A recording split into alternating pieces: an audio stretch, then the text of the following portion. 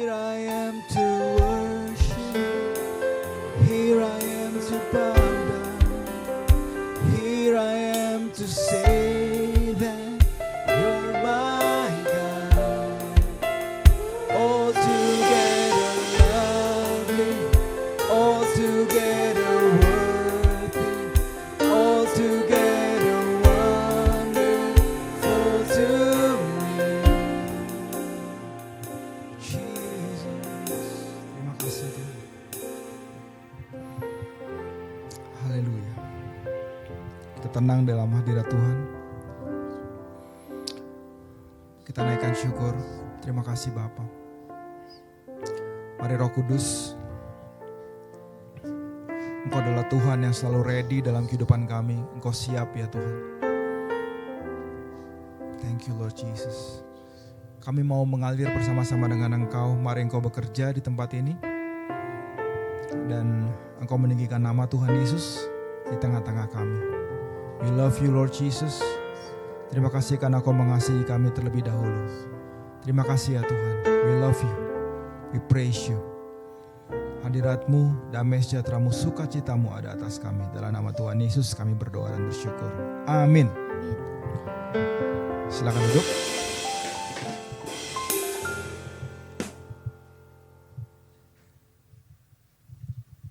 Ya. Saya akan sampaikan firman Tuhan dan remind me kita akan memberi persembahan setelah firman Tuhan ya. Teman-teman semua.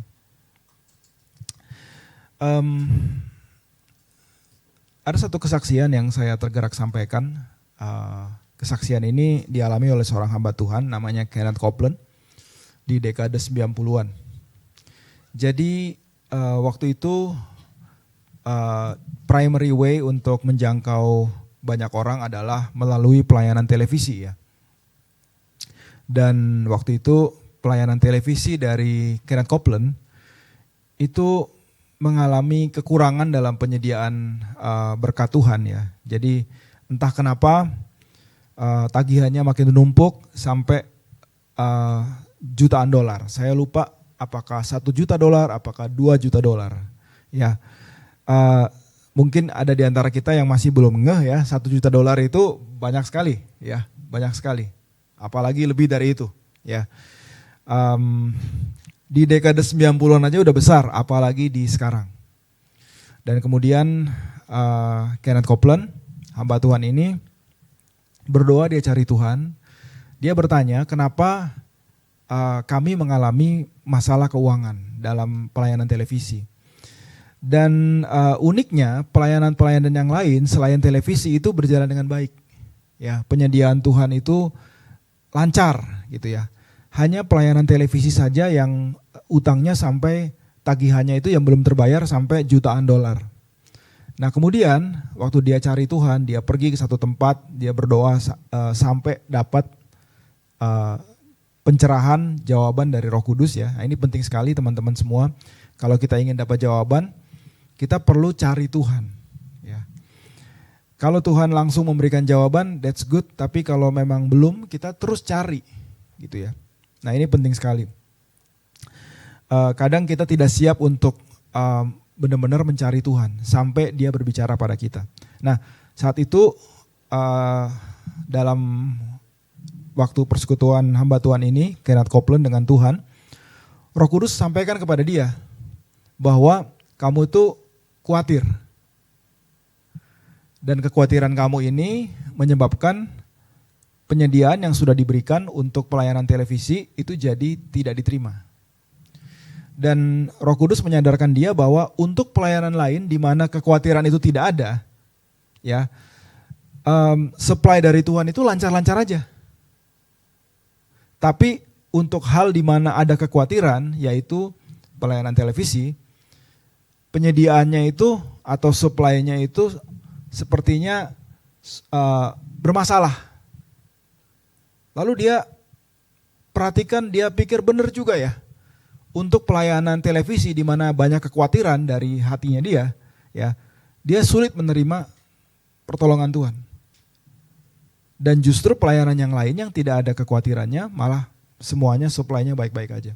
Akhirnya dia bertobat, dia mengubah cara dia berpikir, dan dia mulai serahkan semua kekhawatiran dia mengenai tagihan pelayanan televisi itu kepada Tuhan. Dan dalam waktu singkat Tuhan memberikan banyak supply ya, terus menerus sampai akhirnya tagihan televisi yang jutaan dolar itu bisa selesai. Oke. Saya ingin kita sama-sama melihat nih bahwa kehendak Tuhan kita hidup tanpa kekhawatiran. Saya tahu bahwa ini adalah satu topik yang sudah sering kita dengar, dan saya pun juga sudah sering share mengenai ini, tapi saya mendapatkan suatu pengertian dan pewahyuan yang baru pada persiapan untuk firman Tuhan ini, bahwa kekhawatiran itu ya, itu adalah pertama, kita nggak bisa anggap enteng kekhawatiran. Ya. Yang kedua, di mana ada kekhawatiran ya, kita nggak bisa mengalami kuasa Tuhan. Ya, mau itu penyediaan Tuhan, mau itu hadirat Tuhan, sukacita Tuhan, damai sejahtera Tuhan, itu kita sulit menerimanya karena kekhawatiran ini. Dan kekhawatiran ini nggak bisa dianggap enteng. Ini adalah satu senjata ya yang sangat antagonistik terhadap kerajaan Allah, dan kita akan lihat sama-sama mengenai ini. Oke. Pertama kita langsung lihat aja di kitab Matius pasal 6 ya. Ayat 31, 32, 33. Kita akan melihat kekhawatiran ini dari sisi kerajaan Allah. Dari sudut pandang kerajaan Allah, dari point of view kerajaan Allah, dari sudut pandang kerajaan. Matius 6 ayat 31. Saya bacakan, kita lihat ya, di screen sudah ada. Teman-teman, saya ajak kita untuk fokus ya.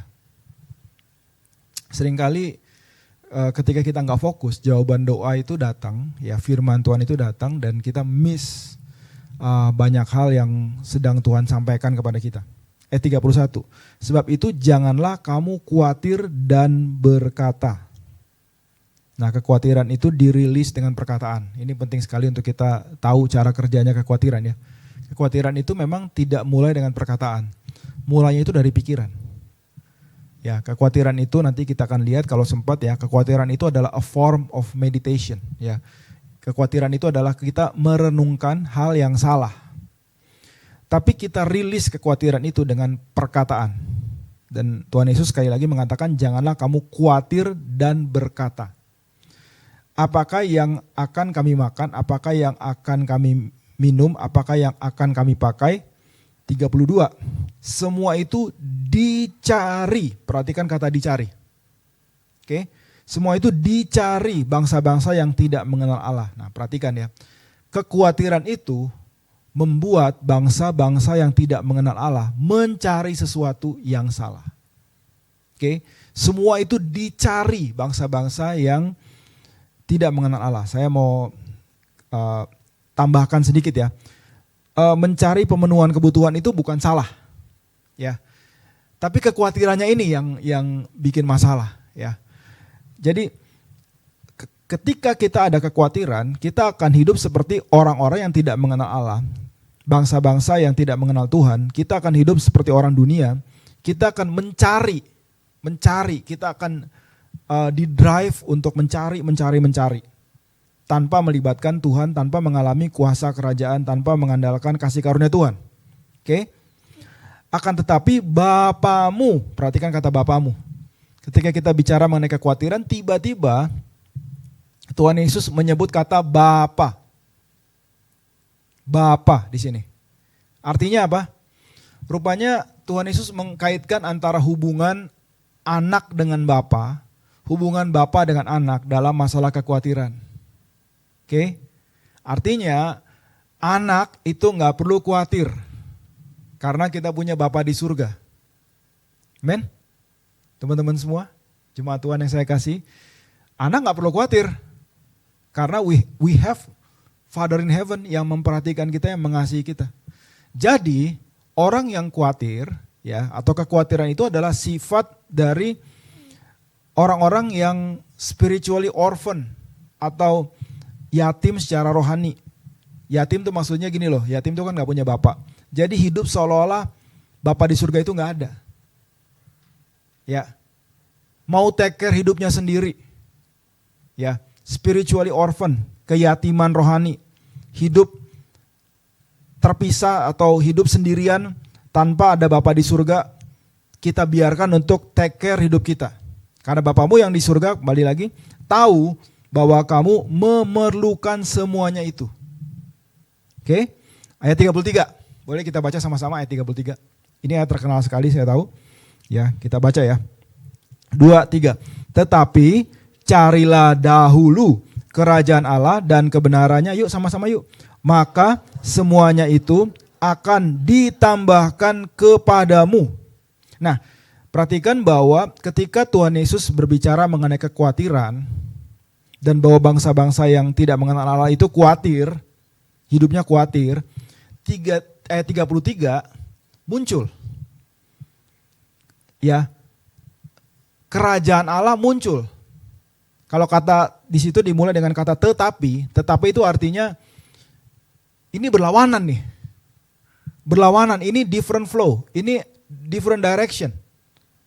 Ya, ini prinsip yang beda. Ini kehidupan yang berbeda. Kalau bangsa-bangsa yang tidak mengenal Allah itu khawatir hidupnya, tapi kamu itu beda. Tapi kita anak-anak dari Bapa di surga itu punya arah yang berbeda, flow yang lain.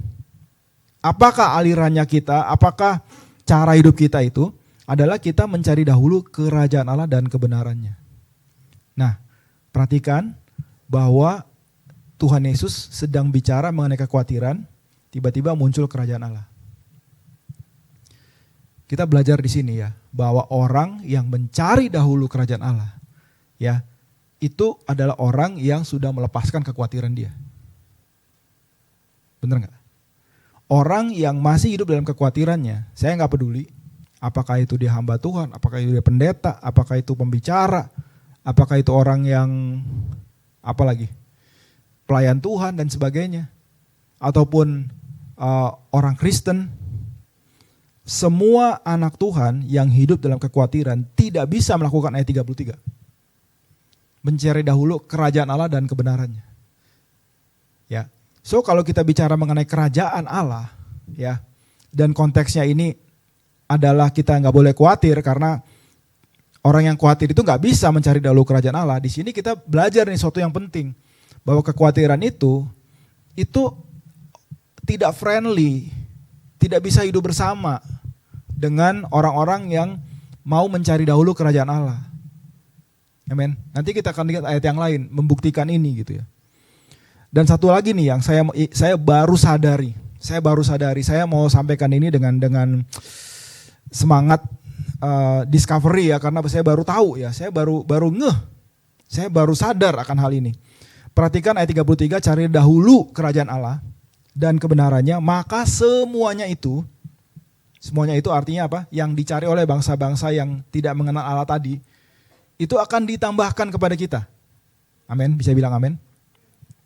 Semuanya itu akan ditambahkan pada kita. Jadi kalau kita mencari dahulu kerajaan Allah, prioritas kita benar, mencari dahulu kerajaan Allah dan kebenarannya, ya, maka semuanya itu akan ditambahkan. Perhatikan kata ditambahkan, oke? Ditambahkan. Nah sekarang kita buka Lukas pasal 10. Setelah kita tadi ingat kata ditambahkan ya, mencari dahulu kerajaan Allah, nggak ada kekhawatiran, oke? Ada penambahan dalam hidup kita. Amin.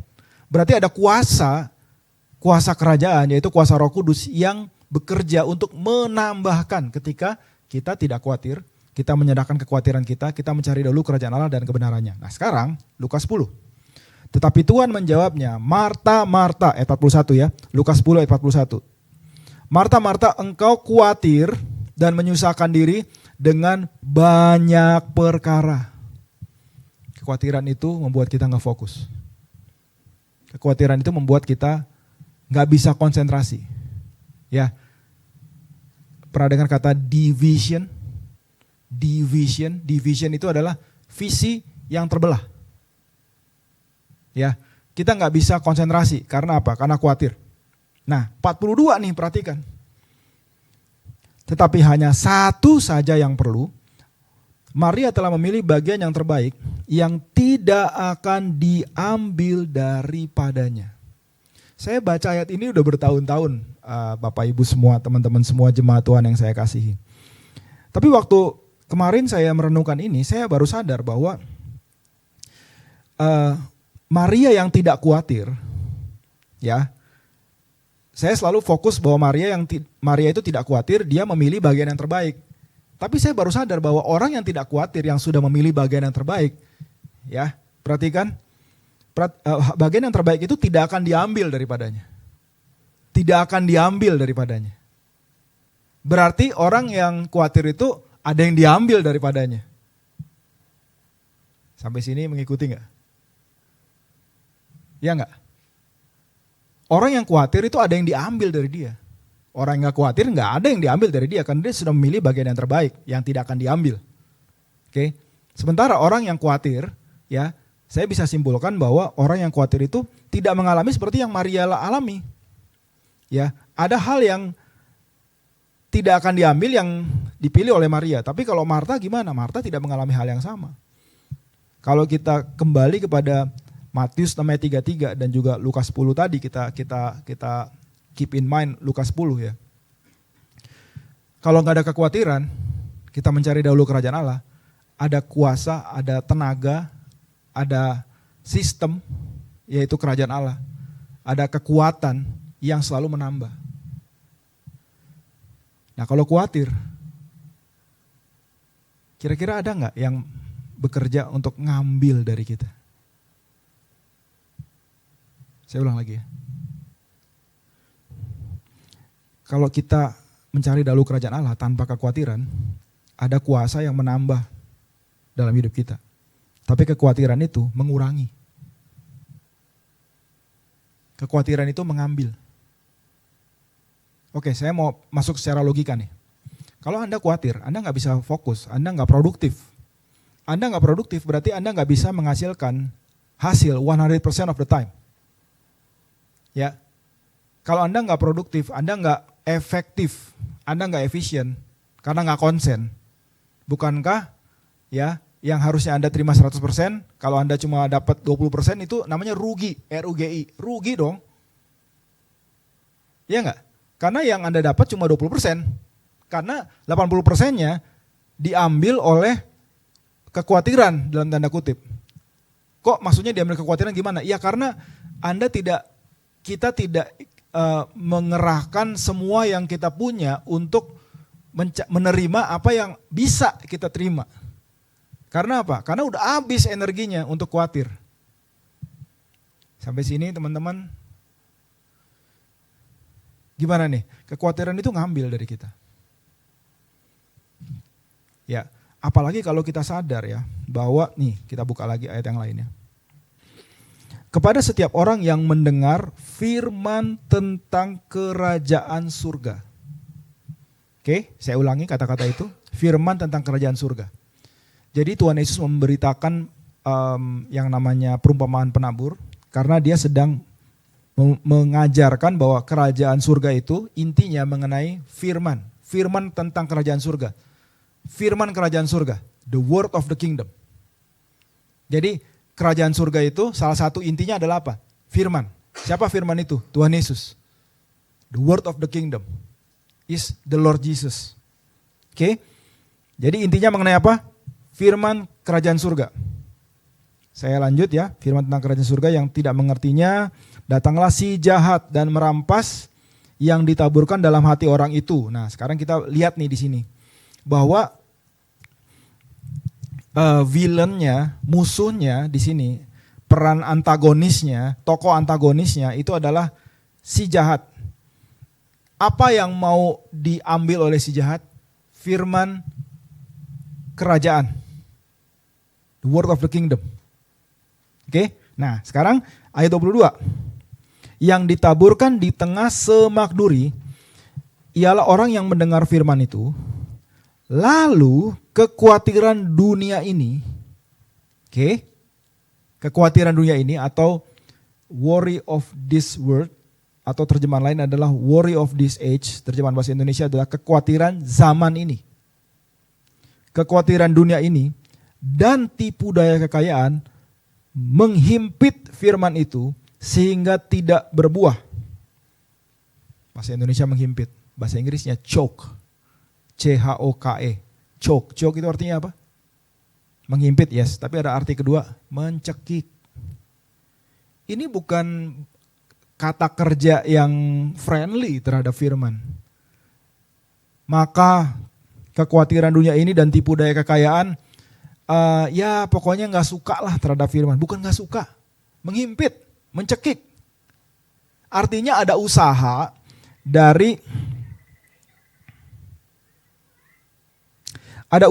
dari kekhawatiran dunia ini ya untuk membuat firman itu jadi tidak hidup dalam kita. Firman kerajaan itu. Oke.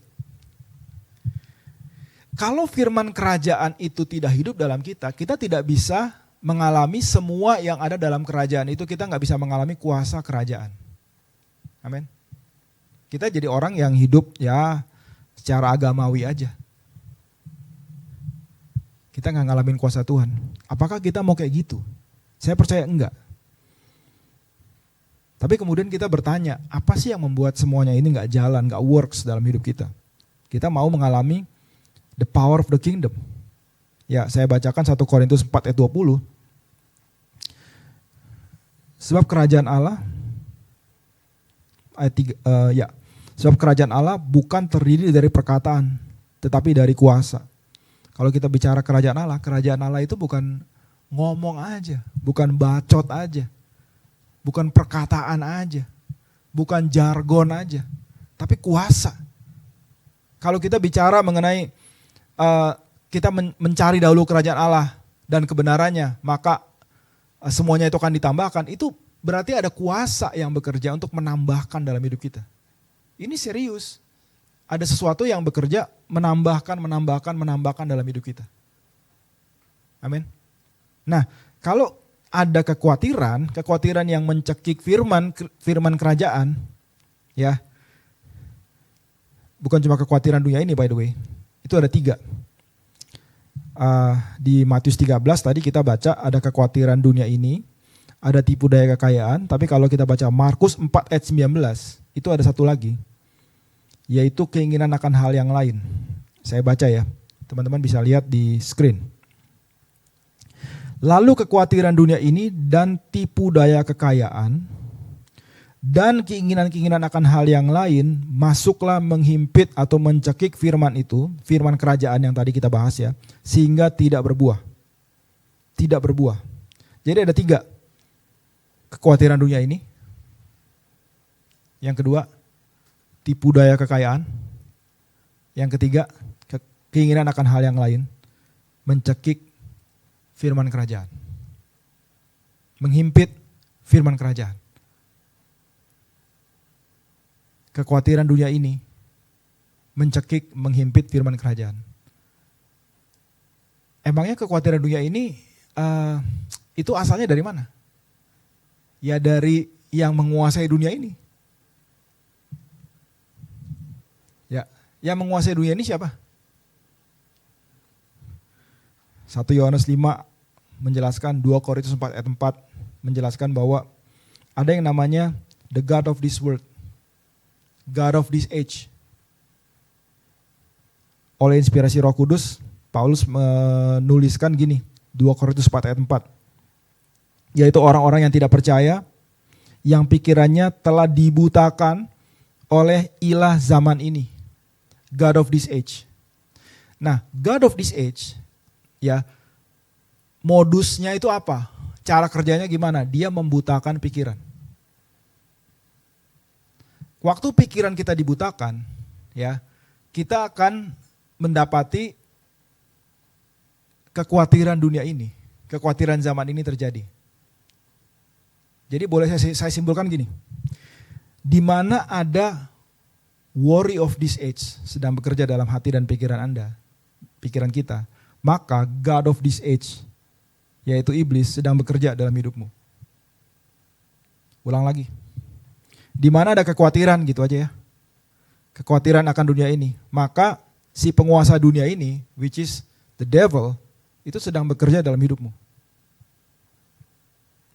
Saya ulang lagi boleh? Sama seperti kalau ada ketakutan, berarti ada the spirit of fear. Karena 2 Timotius 1 ayat 7 dikatakan, Tuhan tidak memberikan kepada kita roh ketakutan. Jadi kalau ada ketakutan berarti ada roh ketakutan sedang bekerja. Nah, karena kita tahu kekhawatiran itu datangnya dari mana? Kekhawatiran itu datang dari mana? Dari God of this age. Saya tahu bahwa saya tambahkan sedikit bahwa God of this age ini atau iblis itu sudah dikalahkan di kayu salib. Ini juga penting untuk kita tahu. Untuk kita establish di sini. Bahwa waktu Tuhan Yesus mengatakan bahwa segala otoritas, bahasa Indonesia segala kuasa, tapi terjemahan yang lebih tepat menurut para ahli adalah segala otoritas. Segala otoritas di surga dan di bumi itu sudah diberikan kepadaku. Segala itu artinya 100%. 100% otoritas itu ada di tangan Tuhan Yesus. Artinya God of this age itu gak punya otoritas lagi. Atas langit dan bumi, atas surga dan bumi. Karena Tuhan Yesus mengatakan segala otoritas di surga maupun di bumi itu sudah di tanganku. Amin. Bisa bilang amin teman-teman semua. Jadi otoritas itu 100% sudah milik Tuhan Yesus di surga dan di bumi. But what about in your mind? What about in your heart?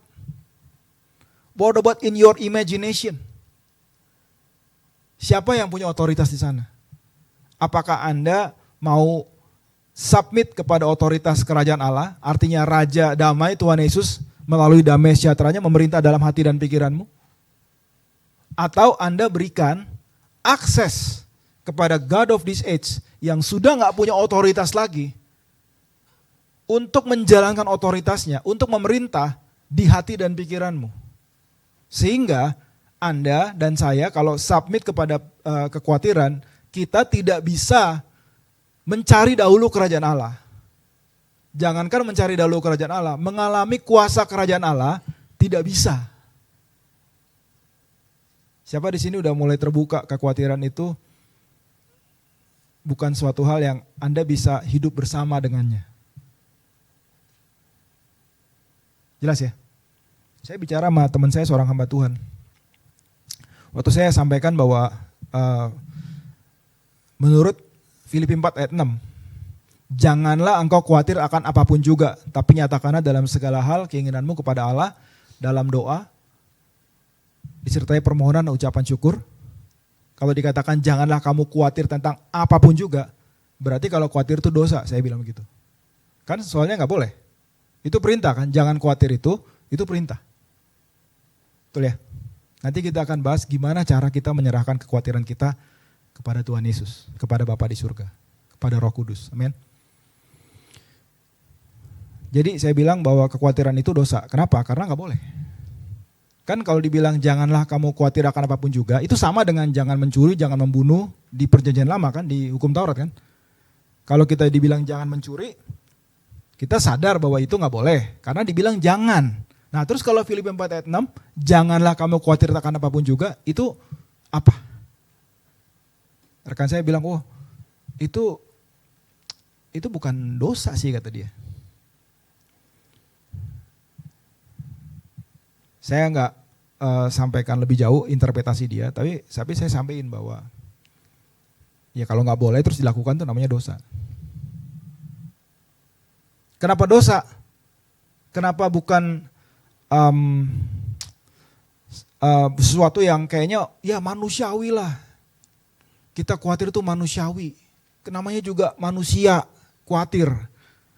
Teman-teman semua, bukankah kita ini ciptaan baru dalam Tuhan Yesus? Yang lama udah berlalu bro. Yang lama udah berlalu sis.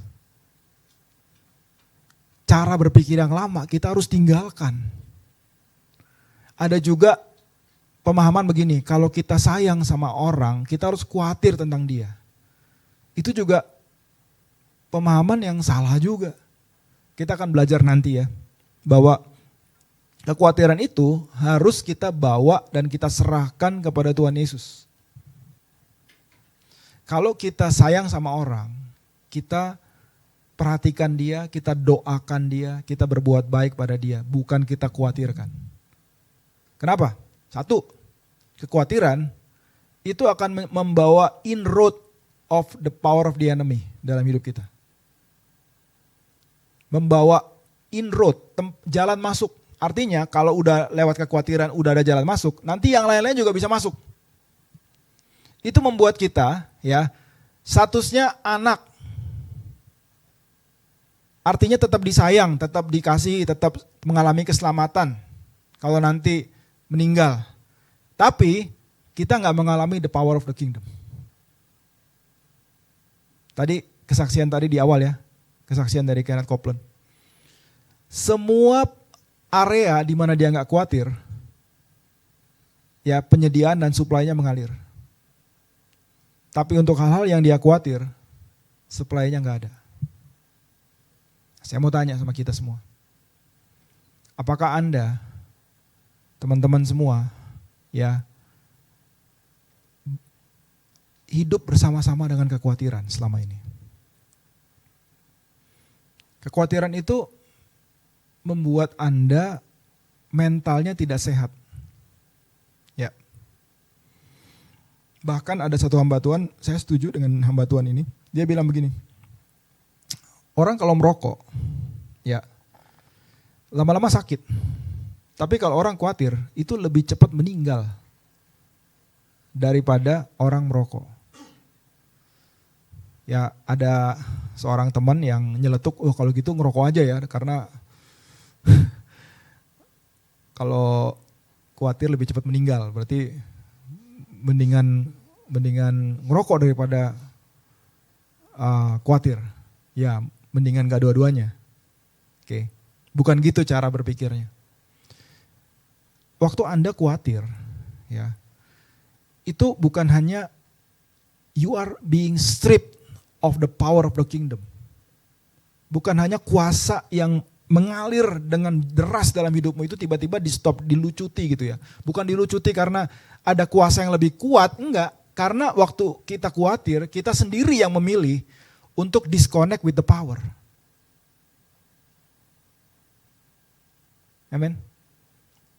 Apa yang saat ini masih Anda biarkan untuk menjadi trigger kekhawatiran dalam hidupmu? Apakah itu masalah keluarga? Dan saya mendapati ya, dari pengalaman saya khawatir-khawatir selama ini, bahwa ada hal-hal yang mudah kita serahkan kepada Tuhan, ada hal-hal yang tidak mudah kita serahkan sama Tuhan. Gimana? Ada orang-orang yang kalau dalam masalah keluarga dia mudah dia serahkan sama Tuhan. Kalau masalah uang enggak, gampang. Dia khawatir masalah uang. Kalau masalah keluarga dia serahkan dengan mudah. Ada orang yang masalah keluarga gampang, masalah keuangan gampang, tapi kalau masalah kesehatan, aduh itu dia pikirin terus. Ya, itu weak spotnya dia. Tapi saya mau sampaikan sekali lagi. Filipi 4 ayat 6. Janganlah kamu khawatir tentang apa? Tentang apa teman-teman semua? Oke, kita baca deh. Filipi 4 ayat 6, saya tahu ini ayat yang udah sering saya kutip juga udah sering, tapi saya ingin kita menang di sini ya. Saya kasih judul renungan firman kali ini adalah The Kingdom of Zero Worry. The Kingdom of Zero Worry, karena kerajaan Allah itu ya nggak bisa coexist dengan kekhawatiran. Dan kekhawatiran dalam kerajaan Allah itu zero, nol. Filipi 4 ayat 6, apakah sudah ada di screen? Kita akan baca sama-sama ayat ini ya. Oke, sudah? Oke, saya ajak kita baca sama-sama dengan suara yang jelas. Oke, 1, 2, 3. Janganlah hendaknya kamu khawatir tentang apapun juga. Yuk baca yuk sama-sama yuk. Tetapi nyatakanlah dalam segala hal keinginanmu kepada Allah dalam doa dan permohonan dengan ucapan syukur. Oke, berdasarkan ayat ini saya mau jelaskan gimana caranya kita deal dengan kekhawatiran. Boleh digabung dengan 1 Petrus 5 ayat 7 kalau bisa. Di screen yang sama. 1 Petrus 5 ayat 7 mengatakan begini. Serahkanlah segala kekhawatiranmu kepadanya. Artinya, mu di sini siapa? Saya mau tanya. Mu di sini siapa? Kita. Artinya, saya bisa menyerahkan kekhawatiran saya kepadanya. Nya itu siapa? Ya, Bapa, Tuhan Yesus, Roh Kudus kepada Tuhan. Kita bisa menyerahkan kekhawatiran kita saja. Saya nggak bisa menyerahkan kekhawatiran dari teman-teman. Saya nggak bisa menyerahkan kekhawatiran dari keluarga saya. Saya nggak bisa menyerahkan kekhawatiran dari orang lain. Oke, jadi teman-teman yang saya kasihi, ya kalau kita berdoa begini, Bapak ambil kekhawatiran. Menurut saya itu nggak scriptural. Tolong ambil, ya Bapak itu nggak akan rampas kekhawatiran itu. Tuhan Yesus nggak akan rampas. Kita yang harus berikan. Oke, sudah ada di screen ya. Dua-duanya dengan yang tadi Filipi 4 ayat 6 dengan 1 Petrus 5 ayat 7 boleh dibantu? Nggak bisa. Oke. Satu-satu dulu ya. Caranya gimana kekhawatiran itu? Kita deal, kita harus serahkan. Oke, kenapa kita serahkan? Sebab Ia yang memelihara kamu. Di Amplified Classic dikatakan bahwa Dia itu memelihara kita ya dengan penuh kasih sayang. Terjemahan bahasa Indonesianya. He cares for you affectionately. Teman-teman semua yang saya kasih, buat saya secara pribadi, ada hal-hal yang menurut saya layak untuk saya khawatirkan. Kenapa? Biasanya hal yang kita pedulikan, hal yang penting buat kita, itu kita bisa khawatir di situ. Tapi kita belajar untuk trust in the Lord. Ya. Sekarang gini, kita udah ngerti ini sekarang ya. Bahwa waktu kita khawatir, kita nggak bisa mencari dahulu kerajaan Allah, kita nggak bisa mengalami kerajaan Allah. Dan waktu kita khawatir, itu ada sesuatu yang diambil dari kita. Oke?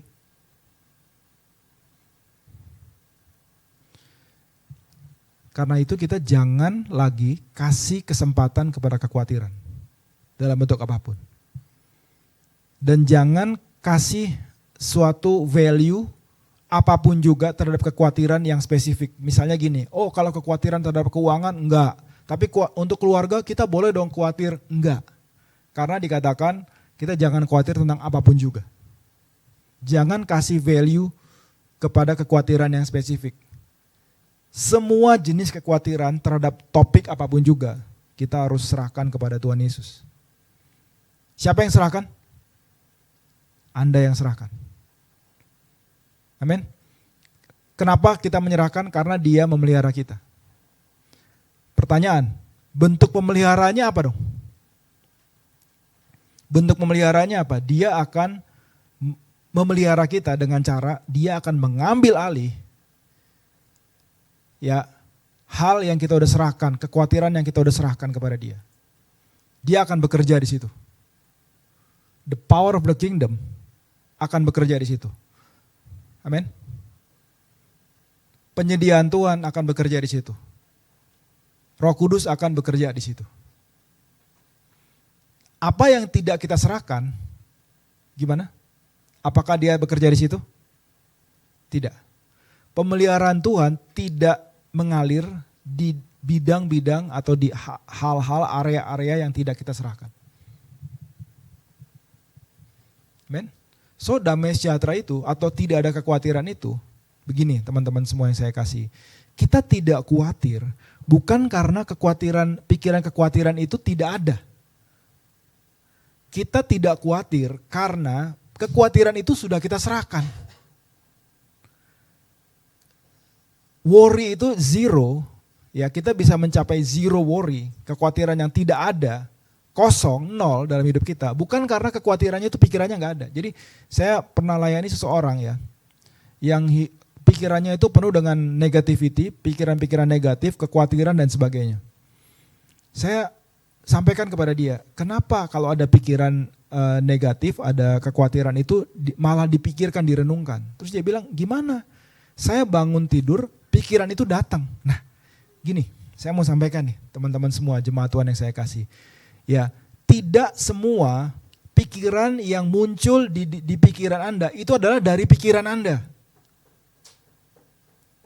Boleh saya ulang lagi? Tidak semua hal yang pop out di pikiran Anda itu adalah dari pikiranmu. Oke?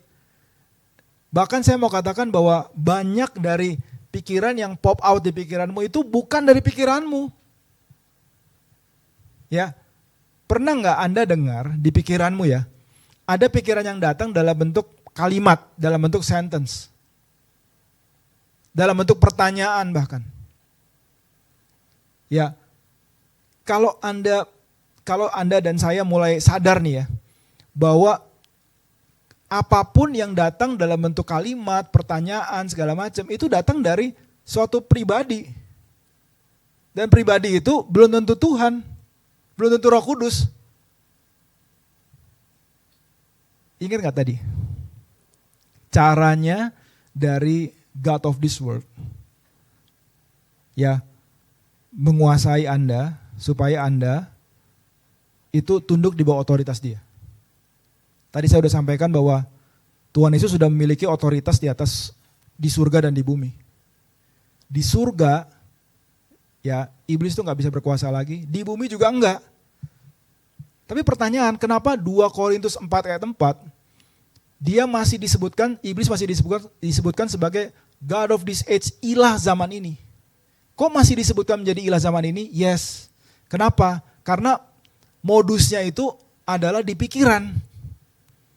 Orang tidak percaya, pikirannya telah dibutakan oleh ilah zaman ini. Jadi si iblis itu masih berkuasa atas zaman ini. Caranya gimana? Dengan menguasai satu pikiran, lama-lama dia menguasai massa. Dia menguasai banyak. Dan cara dia menguasai gimana? Dengan worry. Tadi saya sampaikan bahwa Tuhan Yesus mengajarkan ada 3 hal yang bekerja bersama-sama mencekik firman, menghimpit firman. Yaitu yang pertama, kekhawatiran akan zaman ini, kekhawatiran dunia ini. Yang kedua, tipu daya kekayaan. Yang ketiga, keinginan akan hal yang lain. Kita ambil waktu sejenak ya untuk bahas ini. Teman-teman semua yang saya kasih. Saya percaya bahwa di mana ada kekhawatiran, maka kemungkinan 2 yang lain itu atau salah satunya itu juga ada. Karena dia bekerja, kata Tuhan Yesus itu ada 3. Ya. Jadi begini, firman Kristus yang menimbulkan iman, firman kerajaan yang membuat kita menikmati kuasa kerajaan, itu bisa dinetralisir lewat 3 ini. Berarti kita perlu perhatikan nih 3 ini. Pertama kekhawatiran, yang kedua tipu daya kekayaan. Tipu daya kekayaan itu artinya gini, kekayaan itu menipu. Tuhan tidak keberatan setiap umatnya itu diberkati secara keuangan.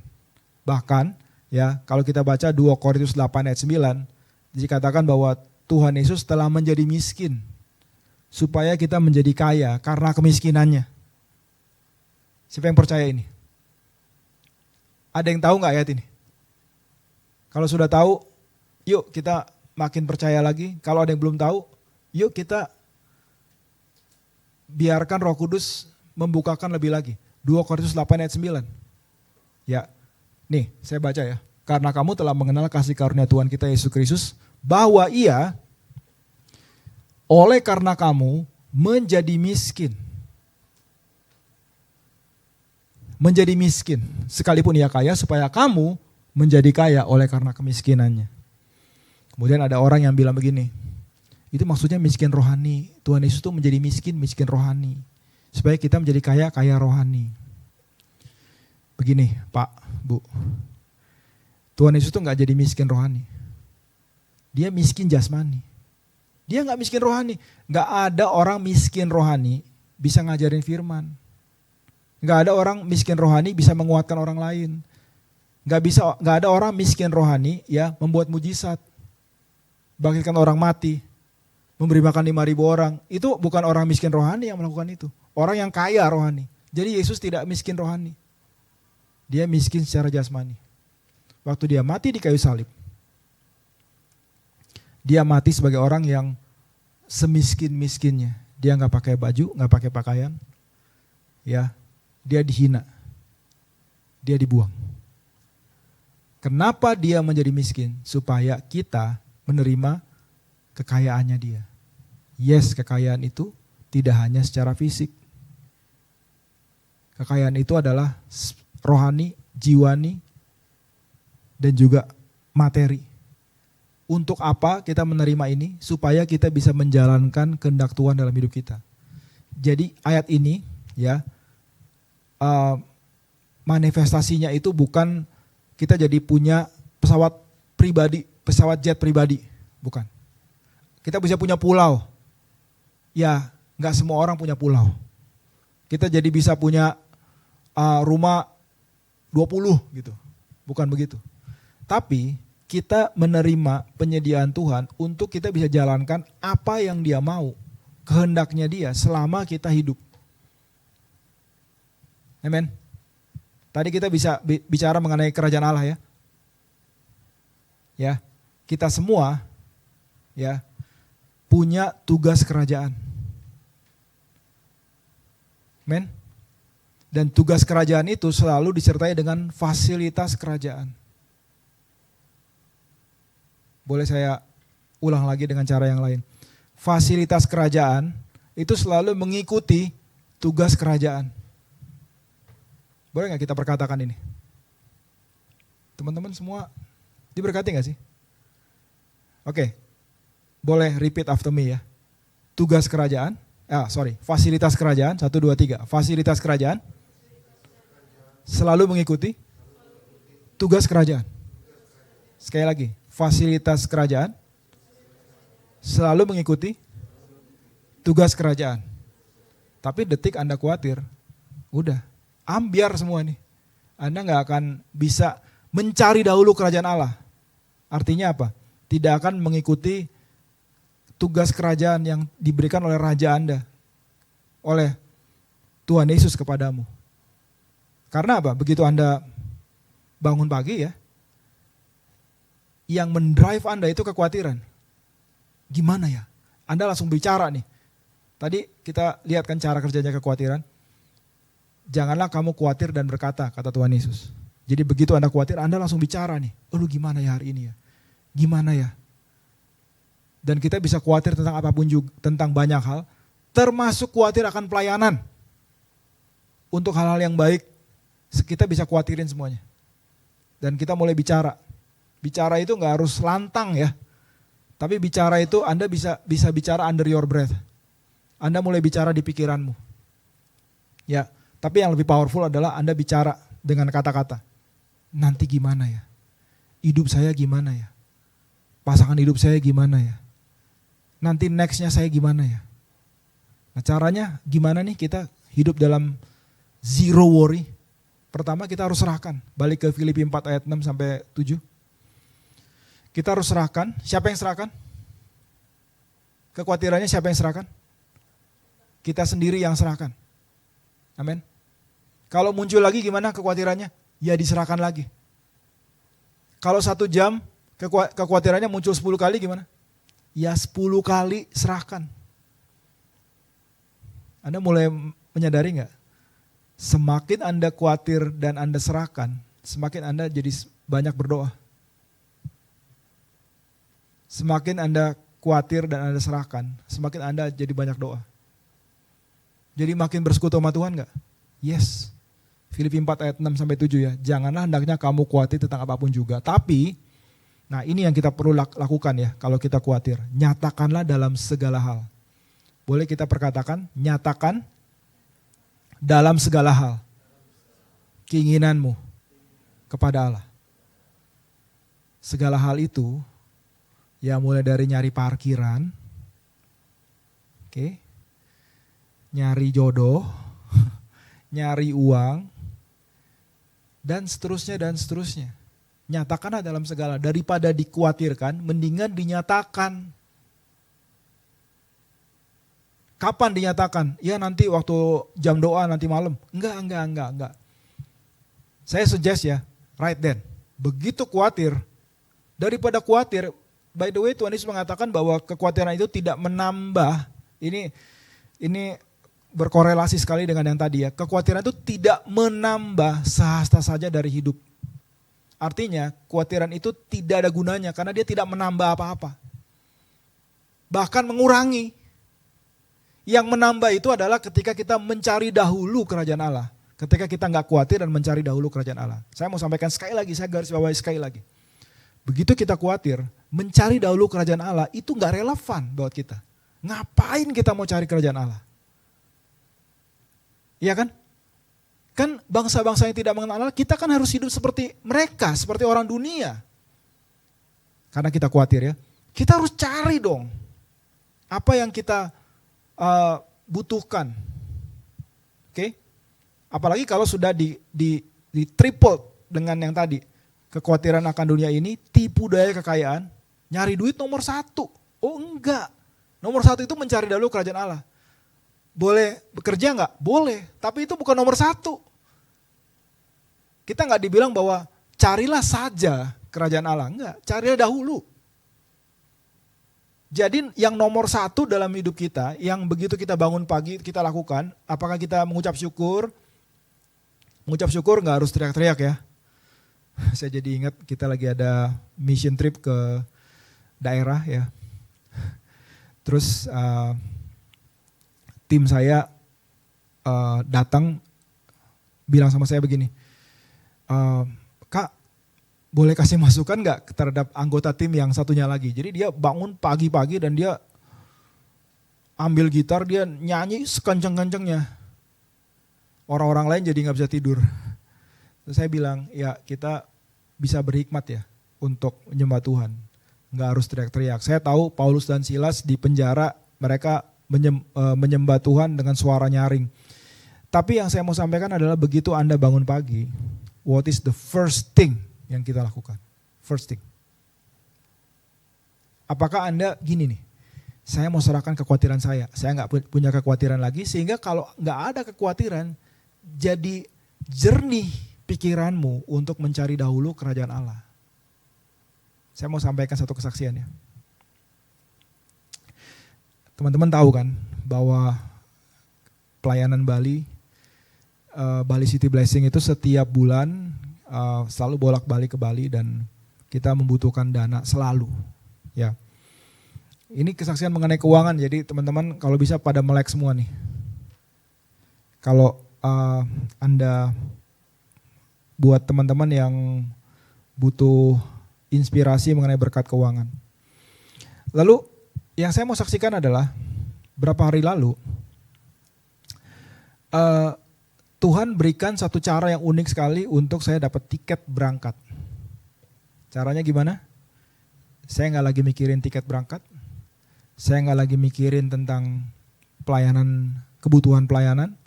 Saya lakukan tugas pelayanan yang lain. Ya, yang kelihatannya nggak ada hubungan, memang nggak ada hubungannya. Pelayanan yang saya lakukan ini nggak ada hubungannya dengan pelayanan Bali. Dan bahkan secara logika itu agak ribet buat saya, karena saya jadinya harus bantu pelayanan ini dulu, baru kemudian saya berangkat ke Bali. Ya, lalu setelah ada meeting mengenai pelayanan ini, saya yang tadinya mau pulang, saya mau jalan kaki. Ada 2 orang teman yang mengajak, udahlah kita bareng-bareng aja naik mobil. Oke, mobil, kita masuk mobil sama-sama. Kemudian saya ditanya, kapan rencana mau ke Bali? Saya bilang tanggal 7. Loh sama dong dengan kegiatan pelayanan kita nih, yang tadi dibahas di meeting. Iya tanggal 7, jadi setelah acara baru saya berangkat. Tiketnya udah ada. Saya bilang, belum, biasanya kita dari penyediaan Tuhan. Saya berhenti. Nggak minta, nggak mention apa-apa. Tapi responnya right then right there adalah, oh gitu, gimana kalau tiket berangkatnya dari kita aja, kita yang sediain. Coba mau berangkat dari mana? Saya pikir-pikir ini bener apa enggak ya? Tapi saya mau tanggapi dengan positif. Pulang, saya respon. Dan dia respon lagi, intinya pilih aja tiketnya, berapapun itu saya mau sediain. Nah teman-teman, ini luar biasa gak nih? Luar biasa loh. Berkat Tuhan itu justru mengalir saat kita gak khawatir.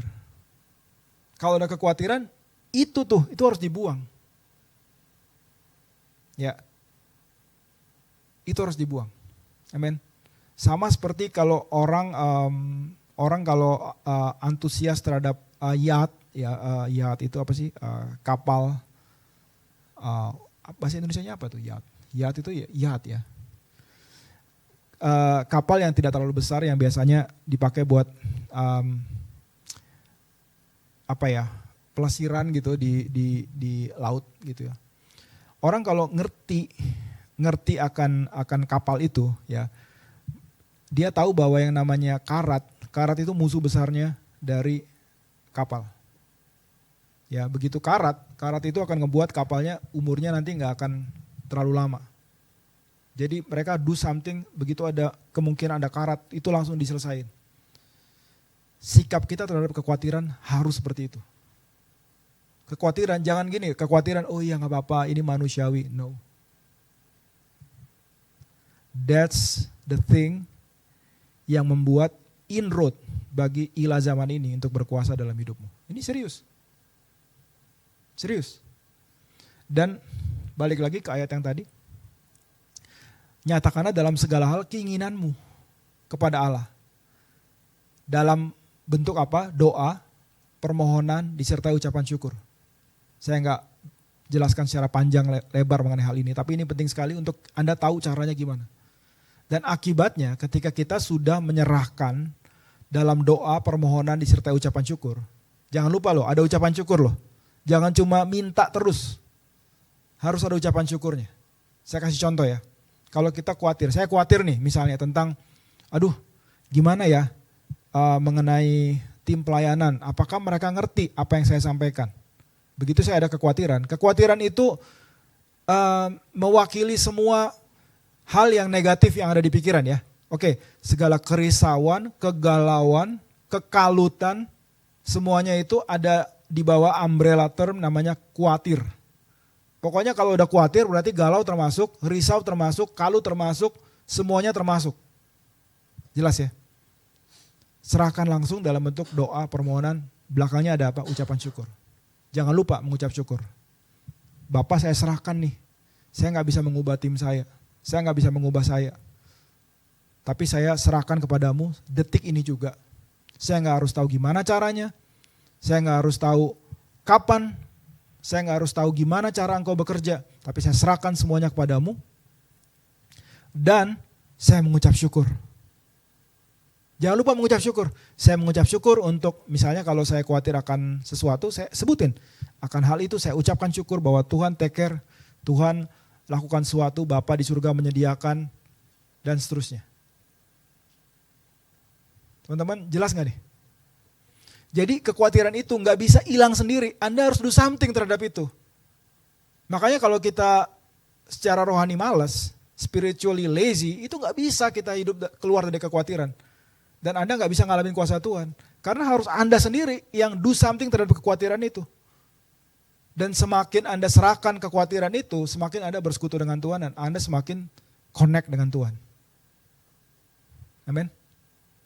Dan Anda ngalami kekhawatiran itu, mestinya apa? Zero. Nah saya sampaikan satu poin lagi sebelum kita berdoa. Kekhawatiran itu teman-teman semua, kekhawatiran itu tidak sama dengan menganggap gak ada. Ya. Jadi waktu pandemi kemarin itu ada satu cara berpikir atau salah satu paham yang lagi waktu itu marak ya. Namanya stoikism. Saya bukan ahli, tapi intinya itu adalah kalau kita anggap sesuatu nggak ada, itu bukan berarti kita menyerahkannya kepada Tuhan. Itu dua hal yang berbeda. Kalau kita abai terhadap sesuatu, kita ignore sesuatu, itu bukan berarti kita udah serahkan sama Tuhan. Jelas ya? Kalau kita udah serahkan sama Tuhan, baru kita bisa biarkan hal itu. Karena itu udah diambil alih. Oke. Jadi waktu kita gini nih, kita lihat ada satu problem. Terus kita bilang, aduh saya anggap aja problem itu gak ada. Itu salah, itu bukan menyerahkan kepada Tuhan. Itu kita menganggap ada gajah di ruangan, ada elephant in the room. Ya, kita anggap gajah besar itu gak ada. Itu salah. itu bukan khawatir. Ada orang-orang yang begini, udah kita biarin aja. Pembiaran itu bukan menyerahkan kepada Tuhan. Jelas gak? Karena begini, waktu Anda serahkan kepada Tuhan, ya, Anda mungkin masih harus hadapi masalah itu. Tapi bebannya udah gak ada. Siapa yang ngerti ini? Menyerahkan beban itu kepada Tuhan, menyerahkan kekhawatiran kepada Tuhan bukan berarti ya kita lari dari masalah. Kenapa? Kan udah diserahin sama Tuhan, biar Tuhan yang ngadepin. Enggak. Anda masih harus hadapi masalah itu. Tapi bebannya, apakah masih ada? Bebannya gimana? Kekhawatirannya ada nggak? Risaunya, galaunya, kalutnya masih ada? Enggak. Karena Anda diliputi, dipenuhi dengan sukacita dan damai sejahtera, joy and peace. Menghadapi masalah itu, ya udah nggak tegang lagi, udah nggak kalut lagi. Karena Anda tahu ada kuasa yang bekerja untuk menambahkan dalam hidupmu. Jelas gak nih? Ada kuasa yang membuka jalan dalam hidupmu. Tapi harus dihadapi, nggak bisa ditinggal.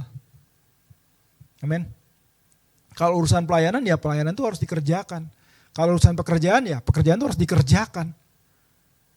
Tapi siapa yang memampukan? Tuhan. Tapi siapa yang buka jalan? Tuhan Yesus yang buka jalan. So jelas ya. Yang namanya menyerahkan kekhawatiran itu bukan ignoring. Oke? Kita biarin aja, nanti juga selesai sendiri. Enggak. Harus ada menyatakan dalam segala hal kepada Allah. Keinginanmu, serahkan kepadanya.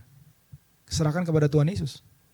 Karena dia memelihara kamu. Dia akan take care sesuatu yang kita serahkan.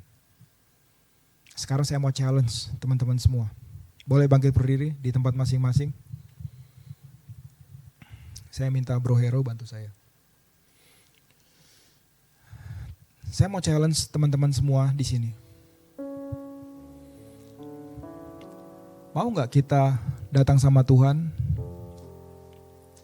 Mau gak kita alami hati dan pikiranmu mengalami zero worry? Zero itu artinya nol. Zero itu artinya gak ada lagi kekhawatiran. Apakah Anda dan saya adalah anak-anak Tuhan? Rajin sih rajin, berdoa sih berdoa, melayani. Tapi Anda diliputi dengan kekhawatiran. Saya mau sampaikan it's a sin. Itu dosa. Dosa yang sama dengan dosa yang lain. Dosa yang Anda lakukan karena Anda memilih ya untuk berpegang kepada sesuatu yang sia-sia. Yang sebenarnya hanya Tuhan yang bisa bukakan jalannya kepadamu. Saya ajak teman-teman untuk ambil keputusan. Yuk, surrender your worry. Surrender your worry. Apakah itu hanya dilakukan sekarang? No. Setiap kali Anda sadar Anda khawatir, Roh Kudus menyadarkan engkau khawatir, give it to Him. Give it to Him. Give it to Him. Bahkan terjemahan 1 Petrus 5 ayat 7. Cast all of your anxiety. Cast all of your cares. Cast itu artinya buang. Cast itu buang. Saya mau ajak kita sama-sama untuk buang. Kenapa dibuang? Karena itu gak penting. Karena itu tidak berharga. Kenapa Anda buang sesuatu? Karena Anda tahu itu tidak berguna. Siapa di sini masih keep kekhawatiran yang Anda pegang dari kecil? It's time untuk hidup dalam kerajaan Allah, the kingdom of zero worry. Thank you Lord Jesus. Thank you Lord Jesus. We worship you, we worship you. Teman-teman semua, yuk jangan diam. Take authority, berbicara kepada Tuhan. Take authority terhadap your worry dan serahkan kepada Tuhan Yesus. Teman-teman, it's not going to go unless you make it go. Dan mari Anda dan saya lihat dalam setiap area di mana zero worry terjadi, maka kuasa Tuhan mengalir. Sekali lagi saya garis bawahi bahwa ada kuasa kerajaan yang saat ini siap untuk menambah ketika engkau mencari dahulu kerajaan Allah. Buat orang-orang yang penuh dengan kekhawatiran, melayani Tuhan itu gak relevan. Karena mereka akan berkata bahwa buat apa saya melayani Tuhan? Saya sedang mengejar apa yang saya inginkan. Saya sedang mengejar apa yang saya sedang khawatirkan. Teman-teman semua, apapun itu, give it to Him. Thank you Lord Jesus. Ayo teman-teman semua, I cannot do it for you. Anda harus lakukan itu sendiri. Dan ya Tuhan, saat ini kekhawatiran apapun juga, kekhawatiran pelayanan, kekhawatiran keluarga, kami mau bawa kepadamu. Bukan hanya di saat ini saja, tapi untuk seterusnya ya Tuhan. Kami gak mau khawatir tentang apa yang kami makan. Kami gak akan mau khawatir tentang bagaimana Engkau mau menyediakan berkat keuangan. Tapi saat ini Tuhan, kami mau menyatakan dalam segala hal keinginan kami. Kami nyatakan kepadamu ya Tuhan. Untuk ya Tuhan, kami memiliki Tuhan jemaat yang Tuhan yang menangkap visi Tuhan untuk penjangkauan jiwa-jiwa, untuk mengembalakan jiwa-jiwa, untuk pemulihan keuangan gereja. Aku berdoa dalam nama Tuhan Yesus, Roh-Mu yang bekerja mendatangkan jemaat-jemaat ini ya Tuhan. Kami juga Tuhan tidak mau worry ya Tuhan. Kami mau Tuhan justru berdoa, meminta divine appointment. Teman-teman musician bantu saya. Thank you Lord Jesus. Kami tidak mau Tuhan worry, tapi kami datang kepadamu percaya bahwa Engkau Tuhan sanggup mempertemukan kami dengan orang-orang yang tepat. Ayo teman-teman semua aktif, ayo angkat tanganmu. Semua everybody in this room, angkat tanganmu. It's a form of worship. Mengangkat tangan kepada Tuhan, it's a form of worship. Apalagi kalau kita mau surrender, kalau kita mau serahkan bebanmu kepada Tuhan. Lift up your hands. Dan mulai berbicara kepada Tuhan, mulai bersekutu dengan Tuhan. Finally, apa yang membuat kuasa itu tidak menambahkan, itu disingkirkan darimu. Bahkan juga kalau ada keinginan hal yang lain yang mendominasi engkau sehingga engkau gak bisa mencari lalu kerajaan Allah, mari serahkan. Mari serahkan itu.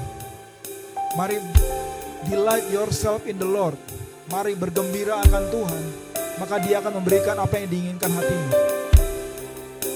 Mari serahkan apa yang kau inginkan yang tidak sejalan dengan keinginannya Tuhan. Mari serahkan.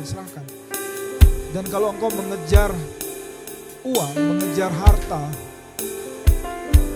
firman Tuhan mengatakan bahwa tipu daya kekayaan, cinta akan uang, itu adalah akar daripada segala kejahatan. Mari saat ini wake up dan percaya, lebih baik percaya bahwa ada kuasa yang menambahkan, bukan mengurangi dari hidupmu. Ketika kita menomorsatukan kerajaan Allah dan kebenarannya, seeking first the kingdom of God and His righteousness, maka Dia akan menambahkan dalam pekerjaanmu, Dia akan menambahkan dalam pelayananmu, Dia akan menambahkan dalam kehidupan keluargamu, Dia akan menambahkan. Mari teman-teman, take it, ambil ini, terima ini. Terima kasih Bapak bahwa Tuhan kehidupan kami adalah kehidupan yang ditambah dan ditambah, bahkan dilipat gandakan. Terima kasih Bapak bahwa gereja ini Tuhan ditambahkan, bahkan dilipat gandakan ya Tuhan. Kami mengucap syukur ya Tuhan Yesus bahwa kami tidak perlu khawatir because we have the Father God, Heavenly Father yang take care kehidupan kami ya Tuhan. Kami tidak mau Tuhan menjadi spiritual orphan. Kami gak mau hidup sebagai orang yang yatim secara rohani, yang hidup seolah-olah kami gak punya papa, gak punya Bapa di surga, gak punya daddy. Tapi saat ini kami anak, kami berseru kepadamu, Abba, Bapa, Father, Papa, take care hidup kami Tuhan. Dan kami mau serahkan segala kekhawatiran kami mau mengalami zero worry, karena Engkau menyediakan yang lebih baik. Damai, sejahtera, sukacita, Engkau yang menyediakan ya Tuhan Yesus apa yang kami butuhkan. Terima kasih Bapak.